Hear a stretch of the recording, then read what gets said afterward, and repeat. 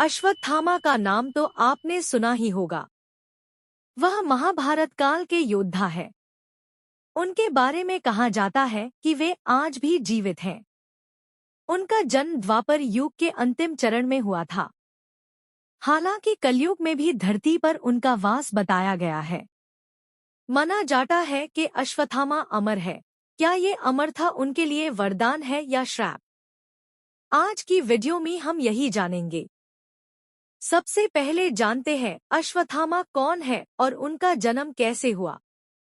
महाभारत युद्ध से पूर्व गुरु द्रोणाचार्य कई स्थानों पर भ्रमण करते हुए ऋषिकेश पहुंचे। यहाँ उन्हें तमसा नदी के किनारे एक दिव्य गुफा में तपेश्वर नामक स्वयंभू शिवलिंग मिला। गुरु द्रोणाचार्य और उनकी पत्नी माता कृपी ने उस गुफा में शिवजी को प्रसन्न करने के लिए तपस्या की। उनके तप से खुश होकर भगवान शिव ने उन्हें पुत्र प्राप्ति का वरदान दिया। फिर कुछ ही समय बाद गुरु द्रोणाचार्य और माता कृपी को बालक की प्राप्ति हुआ। वह बालक बेहद तेजस्वी और सुंदर था। जब इस बालक का जन्म हुआ तो उसके गले से हिनहिनाने की ध्वनि सुनाई दे रही थी। इसी कारण इस बालक का नाम अश्वत्थामा पड़ा।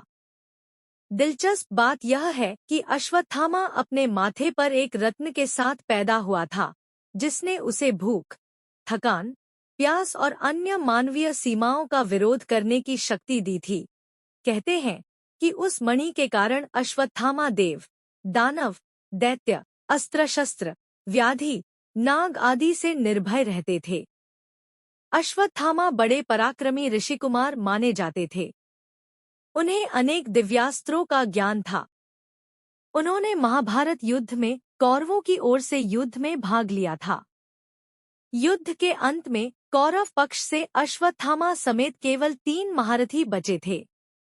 अब जानते हैं श्राप की कहानी। महाभारत युद्ध के अंत समय में अश्वत्थामा ने धोखे से सोते हुए पांडव पुत्रों का वध कर दिया। तब पांडव भगवान श्री कृष्ण के साथ अश्वत्थामा का पीछा करते हुए महर्षि वेदव्यास के आश्रम तक पहुंच गए। तब अश्वत्थामा ने पांडवों पर ब्रह्मास्त्र का वार किया। ये देख अर्जुन ने भी अपना ब्रह्मास्त्र छोड़ा। महर्षि व्यास ने दोनों अस्त्रों को टकराने से रोक लिया और अश्वत्थामा और अर्जुन से अपने अपने ब्रह्मास्त्र वापस लेने को कहा। तब अर्जुन ने अपना ब्रह्मास्त्र वापस ले लिया, लेकिन अश्वत्थामा ये विद्या नहीं जानता था, इसलिए उसने अपने अस्त्र की दिशा बदलकर अभिमन्यु की पत्नी उत्तरा के गर्भ की ओर कर दी, जो गर्भवती थी। भगवान श्री कृष्ण उसके इस कृत्य से बहुत क्रोधित हुए।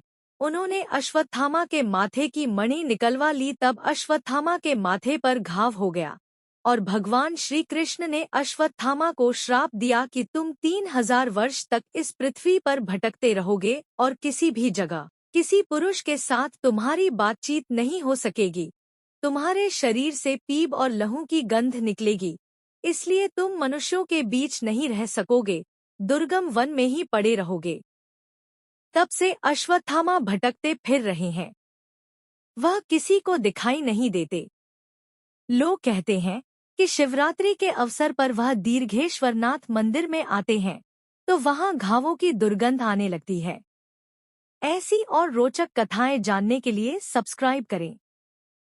जय श्री कृष्णा।